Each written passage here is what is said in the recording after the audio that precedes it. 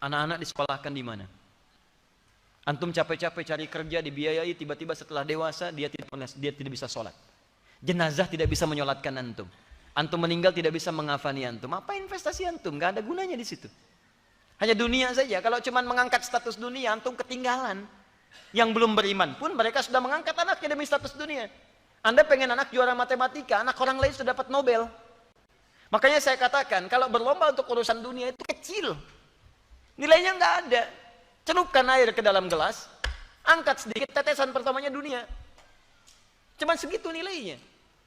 Tidak berlomba untuk akhirat. Begitu Anda lombakan anak Anda untuk akhirat, maka dia akan jadi pemenang termasuk dalam urusan dunianya. Ya, dunia itu seperti bayangan. Kalau antum kejar-kejar, capek, nggak akan ketangkap. Ayo silahkan kejar bayangan, pulang di sini kejar tuh terus. Ya, capek antum. Caranya berbalik dari bayangan, maka bayangan akan mengikuti Anda. Cari akhirat, Anda tidak akan ketinggalan dunia. Silahkan cek orang-orang dulu. Mereka penghafal Quran, ahli hadis, tapi ahli matematika juga. Ahli fisika, ahli kimia, ahli macam-macam. Dan bukan aib. Kalau anak kita misalnya sekolah dalam umum, gak ada masalah. Tapi hadirkan nilai Quran di dalamnya. Hadirkan hadisnya. Cek lagi. Rumah yang antum kemudian titipkan pada istri ketika antum bekerja. Jadi apa di dalamnya? Cuman sekedar tidur. Istirahat, masak, dan sebagainya. Jangankan Anda. Yang belum beriman pun bisa menggunakan rumah seperti itu. Pernah nggak rumahnya dipakai zikir?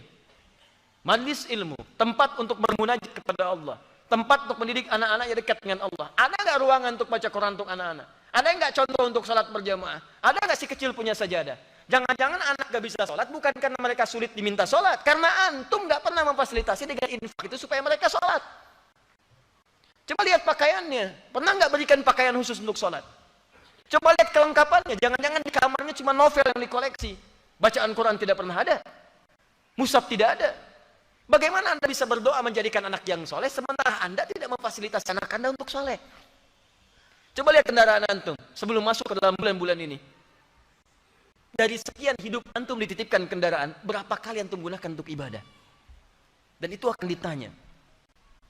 Tus'aluna yawma idzin 'anil na'im. Antum akan ditanya setiap tetes nikmat yang antum dapati. Itu titipan. Berapa banyak digunakan untuk ibadah? Pulang buka pakaian, lihat koleksi. Buka kemudian lihat kendaraan dan sebagainya.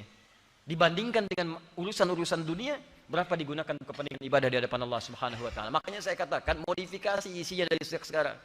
Antum punya kendaraan, mobil misalnya, isikan murotal Quran di dalamnya. Berangkat kemana-mana itu jadi saksi di hadapan Allah. Jadi saksi itu. Antum dengarkan tausiah, dengarkan Quran di situ. Ya pakai motor misalnya gunakan untuk yang baik-baik dan seterusnya. Itu luar biasa. Dan itu indah. Kalau nggak percaya coba. Bikin visi dari sekarang, perbaiki keluarga, nafkah yang digunakan, gunakan untuk kepentingan nilai-nilai kebaikan sebagai turunan syariat. Maka Allah akan titipkan keberkahan di dalamnya. Ada seorang ahli Quran, tinggal di pedesaan. Suaminya bekerja sebagai buruh bangunan. Istrinya itu ngambilin kayu. Masya Allah, kadang-kadang tidak malu di sawah dan sebagainya. Tapi tahukah antum, istrinya hafizah penghafal Quran. Anak-anaknya penghafal Quran. Suami pulang ke rumah cuma 500.000 dibawa, tapi tidak pernah ada keluhan di lisannya. Yang dia katakan, Masya Allah, Alhamdulillah, Abi bawa uang banyak sekali, banyak sekali. Setiap tamu datang dimuliakan oleh beliau, makanannya, segalanya, macam-macam, ada keberkahan di dalamnya. 500.000 tahan dalam sebulan, disebut banyak, dan ada keberkahan di dalamnya. Antum 5 juta, 15 juta masih merasa kurang, butuh berapa lagi? Coba cek